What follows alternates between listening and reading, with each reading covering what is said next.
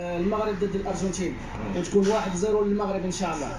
وعندي رساله لحفيظ الدراجي ان شاء الله تكون المغرب بنظريتك انت انها قدمت على مستوى، بس قبل كاردو فينال قال لك مازال ما بيناتش، ما عرفتش طبعا لانه هو مؤمن وان اللاعبين المغاربه لديهم المزيد ليقدموا، وفعلا صدق في ذلك، لانه ان تقصي من دور المجموعات وان تتفوق على كندا وبلجيكا وكرواتيا هذا يعني وأن لديك المزيد، وأن تقصي إسبانيا هذا يعني وأن لديك المزيد، أن تقصي أصدقاء كريستيانو رونالدو فهذا يعني وأن لديك المزيد، وإن شاء الله نقصي المنتخب الفرنسي، وإن شاء الله نقصي ميسي حتى هو.